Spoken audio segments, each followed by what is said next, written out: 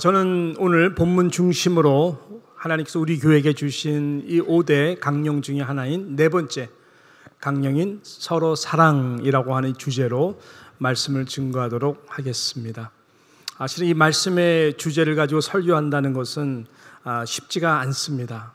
이 말씀은 특별히 어떠한 지체를 말하는 것도 아니고 말씀을 증거하는 저에 대한 말씀이기도 하고 가깝게는 우리 아내에 대한 말씀이기도 하고 또 우리 모든 성도님들이 함께 반드시 들어야 되는 그러한 중요한 말씀입니다. 성령께서 오늘 우리 모두에게 귀한 은혜를 주시기를 진심으로 축복합니다. 어떤 사람이요 집을 새로 샀습니다. 그리고 집을 새로 사면서 그가 평소에 꿈을 꾸었던 당신이 행복하게 할 수 있는 정원을 가꾸는 일을 이제 시작하게 됩니다. 그래서 흙을 붓고 그 다음에 부드럽게 하며 가장 당신이 심고 싶었던 그 꽃들의 씨앗들을 사다가 또 뿌리고 정성스럽게 물을 주면서 그렇게 정원을 키워나갑니다. 시간이 좀 지나다 보니까는 아름다운 그 꽃들이 이제 피어나기 시작하는 것이죠. 얼마나 행복하고 참 감사한 일입니까? 그런데 전혀 예기치 않았던 원치 않은 너무나 많은 민들레꽃들이 피어나기 시작하는 것이죠. 그래서 그 민들레꽃을 좀 뽑아 보려고 노력을 하는데 또 민들레꽃이 또 피어나는 것입니다. 여러분 아시다시피 민들레꽃은 이 바람에 나는 씨가 몇 킬로까지 간다 그러죠. 그래서 이 민들레꽃을 이분이 어떻게 하면은 좀 없앨 수 있을까 굉장히 고민 가운데에 이제 있게 된 것이죠. 그래서 본인이 할 수 있는 걸 다 해봤지만 안 되니까 이 정원 가꾸는 협의회한테 전화를 해서 상담을 하는 것입니다. 어떻게 해야 이 민들레꽃들을 좀 없앨 수 있습니까? 이렇게 문의를 한 것이죠. 워낙 전문가들이니까 이런저런 몇 가지 좋은 팁들을 가르쳐 줍니다. 그대로 했더니 어느 한 순간까지는 민들레꽃이 많이 없어진 것입니다. 그러나 또 시간이 지남과 동시에 어느새 꽃들의 씨앗들을 막을 수는 없잖아요. 또 민들레꽃들이 그 정원 가운데 많이 피어난 것입니다. 행복을 위해서 꽃들을 심었는데 너무나 이 민들레꽃들 때문에 행복은 고사하고 자꾸만 짜증이 나는 것이죠. 그래서 그는 다시 그 협의회에 전화를 했는데 그분들이 너무 중요한 말을 해줬어요. 이제 마지막 가장 중요한 그런 한 가지 방법을 당신에게 알려드릴 테니까 잘 좀 알아들었으면 좋겠다. 그것이 무엇입니까? 했더니 그분들이 하는 말이 자 그렇다면 민들레꽃을 그대로 사랑하는 법을 배우십시오. 민들레꽃을 그대로 사랑하는 법을 배우십시오. 사랑하는 뉴욕 장로교 성도 여러분, 이것이요 저와 여러분의 신앙이 행복해질 수 있는 이 마지막 유일한 답인 것입니다. 우리가 행복하기 위해서 신앙생활을 하는 거 아닌가요? 또 행복하기 위해서 우리가 교회 신앙생활 하려고 노력하는 거 아닙니까? 근데 많은 경우에 우리들은 이 민들레꽃과 같은 존재들 때문에 마음이 행복하지가 않아요. 그렇다면 유일한 마지막 답은 이거밖에 없어요. 당신이 생각하는 그 민들레와 같은 그분들을 사랑하는 법을 배우십시오. 이것이 오늘 말씀의 굉장히 중요한 이 주제적 포인트인 것입니다. 뭐냐면 하나님은 그 민들레꽃과 같은 그 분을 당신을 위해서 당신이 또 아무리 기도를 해도 쉽게 거두어 가시거나 뿌리를 뽑지 않는다라고 하는 것입니다. 오히려 하나님은 당신을 위해서 그 민들레꽃과 같은 존재를 계속 주변에 두시고 계시는 것입니다. 왜 그럴까요? 기독교가 말하는 learn to love, 기독교가 말하는 그 사랑을 배우는 법을 하나님은 가르쳐 주기 위해서인 것입니다. 그래서 그 사랑하는 법을 배우도록 하기 위하여 두신다는 생각을 하셔야 됩니다. 그래서 여러분 보게 되면 예수님도 복음서에서 이렇게 말씀을 하지 않았습니까? 자, 한번 봅시다. 복음서 예수님의 말씀인데요. 마태복음 13장 24절부터 보게 되면은 이렇게 말씀을 합니다. 예수께서 그들 앞에 또 비유를 들어 이르시되 천국은 좋은 씨를 제 밭에 뿌린 사람과 같으니. 그죠? 그러면서 어떻게 말씀해요? 사람들이 잘 때에 그 원수가 와서 곡식 가운데 무엇을 뿌렸다 그래요? 가라지를 덧뿌리고 갔더니. 문제죠. 예. 26절에 보니까 싹이 나고, 그죠? 결실할 때에 가라지도 보이거늘 말씀했습니다. 집 주인의 종들이 와서 말하되 주여 밭에 좋은 씨를 뿌리지 아니하였사옵나이까? 근데 원치 않았던 그 가라지가 어디서 생겼나이까? 주인이 이르되 원수가 이렇게 하였구나. 원수가 이렇게 하였구나. 그러면 종들의 반응은 말하되 그러면 우리가 가서 이것을 뽑기를 원하십니까? 많은 사람들은 그렇게 생각할 거예요. 그렇지만 주인이 뭐라고 말씀합니까? 가만두라. 가만두라. 가라지를 뽑다가 곡식까지 뽑을까 염려하노라. 이렇게 말씀을 역설적으로 하신 것이. 물론 그 13장 이 뒷부분에 가게 되면은 계속 기다리세요. 가라지를 뽑지 않고 기다리다가 결국은 그 가라지는 심판의 때에 뽑히게 되고 영원한 심판의 불에 던지게 되는 너무나 무서운 결과를 초래하는 것이 결국은 회개치 않은 가라지의 존재인 것입니다. 그렇지만 저와 여러분이 그 가라지를 뽑을 수 있는 권리는 하나님이 뽑기까지, 하나님이 그 생명을 데려가기까지는 뽑을 수 있는 right이 없다라고 말씀하는 것이. 왜? 물론 원수의 씨로 뿌려진 가라지입니다. 원수와 같은 존재입니다. 그러나 주님의 말씀과 같이 원수도 사랑하라는. 예. 그리고 너를 핍박하는 자도 축복하라고 하는 그 사랑의 법을 배우도록 하기 위해서, 이것이 결국 우리가 축복이 되는 거거든요. 그래서 그것을 가르쳐 주기 위하여 그렇게 하나님이 놔두시는 것이죠. 자, 그렇게 될 때 우리는 자유를 하게 됩니다. 이 진리를 깨달을 때 진리가 우리를 자유케 한다고 하는 것입니다. 웬만한 자들은 다 사랑하고 섬길 수 있는 영적 근력이 우리 가운데에 생기는 것이죠. 성령의 은혜와 능력으로 그런 자들도 그런 시각에서 나를 사랑의 법을 가르치기 위하여 하나님이 두신 것이구나. 그래서 그 영혼을 불쌍하게 여기는 그 주님의 마음을 갖고 우리의 그릇을 넓혀가도록 하나님께서는 우리에게 오히려 축복의 도가 될 수 있다라고 하는 것이죠. 자, 그런 차원에서 오늘 본문을 우리가 좀 보면서 이 사도 요한이 왜 우리가 서로 사랑해야 되나, 그 사랑해야 되는 그 분명한 이유를 우리들에게 말씀하고 있는 것입니다. 자, 그 이유는 이 대주제죠. 다른 것이 아니라 우리 모두가 하나님의 자녀이기 때문에 그런 것입니다. 하나님의 자녀이기 때문에 서로 사랑해야 한다라고 하는 것입니다. 오늘 요한일서 3장 1절에 보면은 이렇게 말씀이 시작되지 않습니까? 보라, 아버지께서 어떠한 사랑을 우리에게 베푸사 하나님의 자녀라 일컬음을 받게 하셨는가. 우리가 그러하도다. 그러므로 세상이 우리를 알지 못함은 그를 알지 못함이라 라고 말씀하고 있습니다. 저와 여러분이 바로 하나님의 자녀가 되었다라고 하는 것이죠. 그럼 하나님의 자녀는 어떻게 되는 것일까요?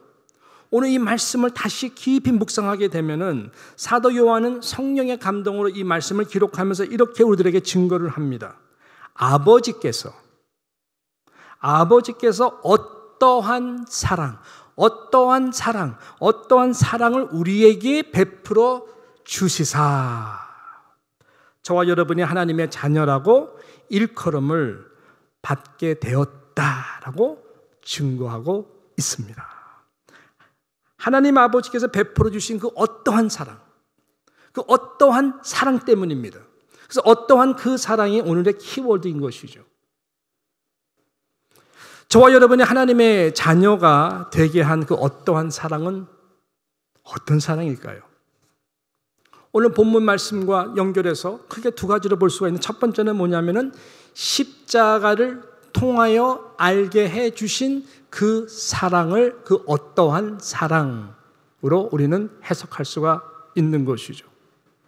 이것이 하나님의 자녀가 되는 가장 중요한 믿음의 증표입니다. 오직 십자가를 통해 또 십자가를 통과함으로 그 십자가의 사랑을 보여주신 그 하나님 아버지의 만극하신 사랑을 저와 여러분이 믿음으로 정말로 받아들일 때, 그 앞에 무릎을 꿇을 때 저와 여러분은 하나님의 자녀가 될 수 있는 놀라운 특권과 축복을 누리게 되는 것이지. 이런 사랑은 세상에 존재하지 않는 사랑인 것입니다. 그 어떠한 사랑이 이렇게 귀한 것이, 이 어떠한 사랑을 통해서 저와 여러분이 하나님의 자녀가 되는 축복을 얻게 된 것입니다. 그러므로 이 십자가에서 오직 나를 위해 죽으시고 피 흘려주신 그 사랑을 내가 믿음으로 받고 믿음을 통하여 알게 되고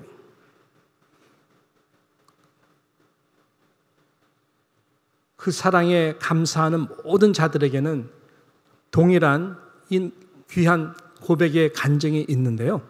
그것을 사도 바울이 로마서 5장 8절에 기록하고 있습니다. 로마서 5장 8절에 이렇게 기록하죠. 우리가 아직 못 되었을 때요, 죄인 되었을 때에, 즉 가라지와 같은 존재였을 때, 원수가 심어넣어 원수의 사단의 노예가 되어서 종이 되어서, 결국 우리 모든 생각과 판단은 자의로 하는 것이 하나도 없거든요. 하나님의 영이냐 그리스도의 영이냐 성령의 영이냐 아니면 악한 영이냐 사단의 영이냐 결정하고 허락하는 것은 여러분이에요. 하나님의 성령의 생각을 결단하고 생각하고 행하면 성령의 사람이 되는 것이고, 악한 영의 반대가 되는 것을 생각하고 판단하고 결단해서 품으면 여러분은 악한 영의 노예가 될 수밖에 없는 것이죠. 그렇지만 분명한 것은 우리가 죄인 되었을 때에 예수 그리스도께서 우리를 위하여 죽으심으로 하나님께서 우리에게 대한 자기의 사랑을 확증하셨다라고 말씀하고 있습니다. 확증하셨다. 확증하신 그 사랑은 아직 내가 가라지와 같은 존재였을 때, 그때에도 불구하고, 그것을 다 하심에도 불구하고 나를 대신해서 죽으신 그 사랑, 아버지 하나님께서 베풀어 주신 그 어떠한 사랑이 이렇게 귀한 사랑인 것, 이것을 아는 자가 하나님의 자녀가 된다 하고 것입니다. 그러므로 하나님의 자녀인 것을 나타내는 오늘 전체 본문에서 말씀하지만 분명한 증거는 다른 것이 아니라 이 사랑에 대하여 감사하여서 서로 사랑하는 자들이다라고 하는 것입니다. 하나님의 자녀끼리 사랑하는 거 어렵지 않죠? 예, 당연한 것이죠. 예. 그러나 좀 도전이 되겠지만 때로는 가라지와 같은 그 영혼도 여러분께서 사랑을 해야 됩니다. 사랑하는 법을 배워야 되는 것입니다. 왜냐하면 그분의 모습이 과거 나의 모습이거든요. 네. 원수 되었을 때의 형태는 조금 다르지만 다 열매들의 모습은 다 비슷합니다. 교만했던 나, 나의 의로 회개치 않았던 나, 끊임없이 나의 의의 잣대로 다른 사람을 비판했던 나, 판단했던 나, 예, 그러한 나의 모습이 그대로 리플렉트 되는 거잖아요. 그렇지만 내가 죄인 되었을 때에 나를 그대로 받아주신 하나님의 사랑이 십자가를 통해서 나에게 강권적으로 이 은혜가 임하게 되면은 바뀌죠. 다른 사람을 보는 이 마음과 이것이 바뀐다라고. 불쌍한 마음이 생기는 것이죠. 사랑하는 성도 여러분, 그 어떠한 이 십자가의 사랑을 믿으십니까? 믿으십니까? 그러면 여러분은 하나님의 자녀입니다. 그렇다면 끝까지 어떤 일이 있어도 민들레를 사랑하는 법을 배우셔야 됩니다. 이 은혜가 있기를 축복합니다. 이 두 번째, 하나님의 자녀로. 두 번째 그 사랑은 어떤 사랑이냐? 포기하지 않는 소망적 사랑입니다. 그것을 오늘 본문에서 강하게 우리들에게 이야기를 하고 있습니다. 하나님의 자녀들이 하는 사랑은 서로에 대해서, 때로는 민들레에 대해서도 포기하지 않는 소망적 사랑입니다. 이유는 간단합니다. 하나님이 저와 여러분을 절대로 포기하지 않기 때문에 그렇습니다. 그러면 저와 여러분은 포기할 권리가 없습니다. 세상 모든 사랑들은 다 조건적인 사랑입니다. 조건적인 사랑이죠. 맨 처음에는 눈에 콩깍지가 씌었다가 나중에 보면은 이 조건적인 사랑, 나를 사랑하지 않고 그런다 그러면 상처받고 헤어지죠. 상대방적인 관계 속에 존속하는 사랑이 사랑의 한계입니다. 그러나 하나님이 우리에게 보이신 어떠한 사랑, 하나님의 자녀가 되도록 한 어떠한 사랑은 이 모든 것들을 초월하는 그러한 사랑입니다. 무조건적인 사랑이라고 하는 것이죠. 이것이 하나님의 속성, 예수 그리스도 안에 있는 하나님의 속성을 담아낸, 또 담기를 원하시는 하나님이 우리에게 주시는 사랑의 DNA인 것이죠. 쑥 지나간 것 같지만 우리 본문을 나중에 이제 좀 보시게 되면 9절에 보니까 이는 하나님의 씨가 그의 속에 거함이요 라고 말씀했어요. 하나님의 DNA인 씨가 예수 그리스도 십자가를 통과한 모든 영혼들에게는 그 사랑의 씨가 심겨져 있습니다. 그럼 그 씨가 내 안에 심겨졌으면 자동적으로 하나님의 DNA를 닮은, 그죠? 그 사랑이 나오는 것인데, 그 사랑이 다른 사랑보다 무엇보다 포기하지 않는 그러한 사랑이다라고 하는 것이죠. 이것이 사랑의 능력이고, 어떤 사랑으로 거듭나고 구원받은 사람들이 가져야 되는 또 사명적 사랑인 것입니다. 여러분, 하나님은 저와 여러분을 절대로 포기하지 않습니다. 왜냐하면 하나님의 시각은 지금으로만 보는 조건적인 사랑이 아니기 때문에 그렇습니다. 하나님의 바라보시는 시각적 사랑은 하나님의 나라 안에서의 바라보는 사랑입니다. 그 말은 그러니까 already와 not yet 사이, 그러니까 즉 이미와 그리고 아직이라고 하는 사이에서의 완전한 사랑입니다. 우리의 구원이 그렇죠. DON이 예수 그리스도 안에서 십자가를 통과한 모든 사람들은 거듭난 사람이라면, 물과 피와 성령으로 거듭난 사람이라면 구원은 이미 다 이루어진 것이죠. 그렇지만 not yet. 바울은 그래서 두렵고 떨림으로 날마다 구원을 이루어가도록 표대를 향하여 달려간다라고 말을 했습니다. 나의 의가 없는 것이죠. 의가 없이 구원받은 것처럼 날마다 우리의 삶 가운데에 나의 의가 없는 것입니다. 그래서 우리는 계속 그렇게 신앙생활을 하는 것처럼, 여러분, 우리가 서로 사랑하는 시각도 마찬가지입니다. 하나님은요, 저와 여러분이 지금의 연약한 모습 그대로서 포기하시는 분이 아니라 예수 그리스도의 날에 저와 여러분이 완전한 구원을 얻는 그때에 모두가 다 예수 그리스도를 완전히 닮아서 설 그 날을 바라보시면서 우리를 포기하지 않고 우리 연약함을 성령께서 우리 가운데 날마다 탄식하며 기도하시며 하나님의 뜻대로 모든 것이 합력해서 이루도록 하나님은 오늘도 일하시는 분이십니다. 그 사랑으로 사랑을 해야 된다라고 하는 것이죠. 자, 그래서 여러분 보십시오. 오늘 말씀 2절과 3절을 보십시오. 바로 그런 내용이에요. 뭐라 그래요? 사랑하는 자들아, 우리가 지금은 하나님의 자녀라. 할렐루야. 십자가를 통과한 모든 사람들은 하나님의 지금 자녀예요. 근데 장래, 미래를 볼 때 뭐라 그래요? 장래에 어떻게 될지는 아직 나타나지 아니하였으나 언젠가 주님 앞에 서잖아요. 주님을 본단 말이죠. 얼굴과 얼굴을 본다는 말이죠. 하나님의 자녀면 그가 나타나시면 우리가 그와 같을 줄을 아는 것은 그의 참모습 그대로 볼 것이기 때문이니 라고 말씀. 주님과 같이 된다는 거예요. 주님을 볼 때. 3절 주를 향하여 이 소망을 가진 자마다, 이 소망적 사랑을 가지고 서로 사랑하는 자마다 그의 깨끗하심과 같이 자기를 깨끗하게 하느니라 라고 말씀하고 있는 것입니다. 이런 소망적 포기하지 않는 사랑이 있어야 서로에 대해서 미워하고 포기하는 죄를 짓지 않는다라고 하는 것이죠. 여러분, 하나님이 그렇게 포기하지 않고 가라지도 심판의 날까지 인내하시면서 기다리세요. 가라지가 곡식과 같은 하나님의 자녀를 통해서 사랑하고 불쌍히 여기고 그 연약함을 위해서 기도하고 붙들어 주면서 회개할 기회, 그것을 기다리세요.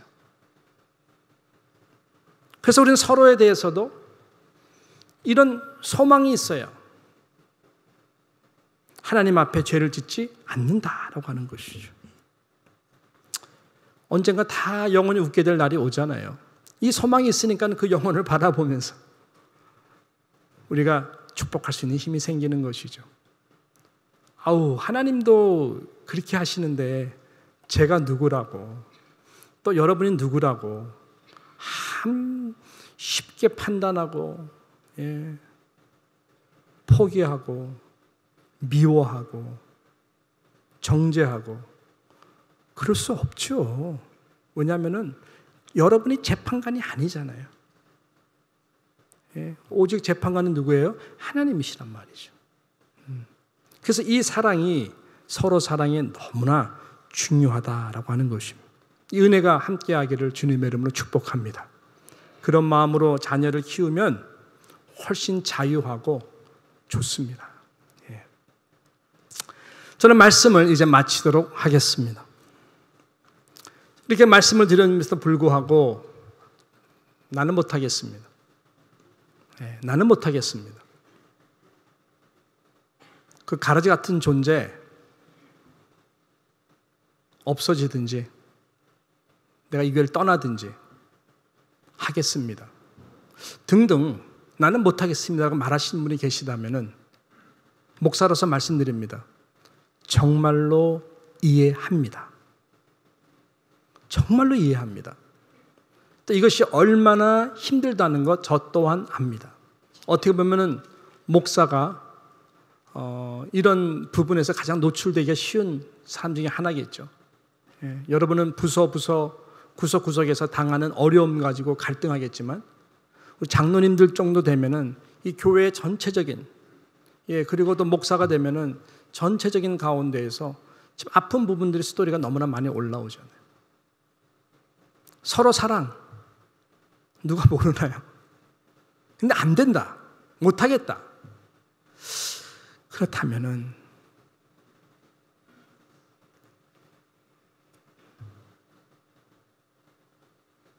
어떡하나요? 왜냐하면 사도 요한의 말씀 때문에 그래요. 사도 요한은 정말 사랑의 사도예요. 한때는 우레의 이 아들과 같이 한 성과라는 분이었거든요. 사도 요한이 요한복음 썼죠. 사도 요한이 요한계시록을 썼죠. 하늘의 영광을 봤어요. 승리하신 예수 그리스도를 보았어요. 그리고 이분이 에베소 교회를 나이 들어서 목회하면서 사랑하라 사랑하라 사랑하라 이 요한 일서를 기록하잖아요. 모든 포커스가 이 사랑이라고 하는 것입니다. 근데 그분의 그 성품이 바뀐 거거든요. 변화가 된 거거든요. 베드로도 마찬가지고. 왜냐하면은 그가 진리를 알았기 때문에 그래요. 진리가 뭐냐 이 이슈에 대해서 자, 이 진리의 결과가 너무나 뜨겁게 살아가시기 때문에, 그렇지만은 너무나 무서운 말씀이고 진리이기 때문에 그가 10절, 11절, 12절에 이렇게 말씀하고 있는 것입니다. 자, 여러분 괜찮으시다면 저와 함께 오늘 결론의 말씀인데 10절, 11절, 12절 말씀을 여러분 우리 하나님의 말씀 같이 함께 읽겠습니다. 이러므로 하나님의 자녀들과 마귀의 자녀들이 드러나나니 무릇 의를 행하지 아니하는 자나 또는 그 형제를 사랑하지 아니하는 자는 뭐예요? 하나님께 속하지 아니하니라. 11절, 우리는 서로 사랑할지니 이는 너희가 처음부터 들은 소식이라. 12절, 가인같이 하지 말고 그는 악한 자에게 속하여 그 아우를 죽였으니 어떤 이유로 죽었느냐? 자기의 행위는 악하고 그의 아우의 행위는 의로움이라 라고 말씀하고 있습니다. 결국은 알곡과 가라지가 드러난다는 것이죠. 우리는 몰라요. 심판한 날에 드러난다. 그래서 형제를 사랑하지 아니하는 자는 분명히 말씀하고 하나님께 속한 자가 아니다. 하나님을 사랑한다고 하면서 형제를 미워하는 자는 거짓말하는 자다. 이 요한일서 계속 하는 말씀이 그런 거예요. 미워하는 자는 곧 살인하는 자다. 그래서 서로 사랑해야 된다. 아무리 듣고 들어도 이 자리로 돌아가지 않으면 위험하다. 왜? 가인과 같이 되기 때문에 그렇다. 가인이 예배의 자리에서 동생 아우를 때려 죽였습니다. 왜 그랬을까요? 동생에게 향한 사랑이 없었어요. 시기와 질투, 모든 예배가 다 하나님의 복을 받기 원한 거지만은 그 안에 사랑이 없었기 때문에 살인, 미움으로 동생을 죽여버린 것입니다. 그러므로 하나님만 아시죠. 여러분의 마음 상태가 미움의 상태, 시험의 상태, 실족의 상태, It's okay. 그렇지만 It's not okay. Why? 왜 그럴까요? 그대로 가면 위험하기 때문에 그런 거예요. 이것을 통과하지 않으면 제가 감히 말씀드릴 수 있는데 천국에 들어가지 못합니다. 정말이에요. 속지 마세요. 천국에 들어갈 수 있는 믿음의 증표는 십자가의 사랑, 용서 외에는 다른 믿음의 증표가 없어요. 그래서 이리로 돌아와야 돼요. 그래서 이 오늘의 메시지가 굉장히 중요한 것입니다. 제가 이 말씀을 준비하면서 한 주 동안 기도하는 가운데 아주 우연히 항상 진리의 말씀을 시원시원하게 하시는 박한수 목사님의 그 쇼츠를 어떻게 보게 되었어요. 이 말씀이 이 본문에서 증거하고자 하는 내용과 너무나 비슷하구나. 근데 저는 이렇게 세게 말을 못해요. 근데 이분은 정말로 딱 세게를 해요. 사랑하기 때문에 그런 것이죠. 저도 사랑하기 때문에 이렇게 세게는 말을 못해도 나도 들어야 되고 모두가 들어야 되겠구나 해가지고 쇼츠를 갖고 왔거든요. 너무 충격받지 마시고 사랑해서 전해드리는 말씀으로 여러분 꼭 믿음으로 받으시고요. 이것 때문에 시험 받지 마시고요. 한번 1분짜리도 아닌데 30 정도 되는데 우리 한번 쇼츠 이 박한수 목사님 말씀 듣고 마무리하도록 교회를 다니면서 안전한다? 교회 와서 싸운다? 교회 와서 성질 부린다? 교회 와서 제멋대로 행동한다? 말이 안 되는 거죠. 왜 그런 일이 일어나요? 성격이 원래 그래서 그래? 아니야. 구제병이도 변하는데? 베드로도 변했는데? 우리의 자식이라고 일컫는 요한도 변했는데? 예수님 믿는 사람을 잡아주기던 사울도 변해가지고 바울이 됐는데 못 변할 사람이 누가 있어요? 아니에요. 성질이 그런 거 아니에요. 원래 그런 사람 아니에요. 거듭나지 못해서 그러는 거예요. 가짜라서 그러는 거예요. 천국을 못 가니까 그렇게 된 거예요. 마지막에 심판대 앞에 섰을 때 그런 사람들에게 할 말은 한 가지밖에 없어요. 주님이 말씀하는 거예요. 나 너는 몰라. 모른다는 말이 뭐예요? 주님이 전지전능하시는데 모르는 일이 뭐가 있어? 모르는 사람이 누가 있어? 우리 머리털까지 세받았는데 우리 이름을 모르겠어요? 모른다는 말은 이거예요. 상관없다. 너하고는 상관이 없어. 지식적으로 모른다는 게 아니라 너하고는 상관이 없어. 다시 말해 너는 천국에 올 자격이 없어. 그게 제일 무서운 거예요. 기도하겠습니다.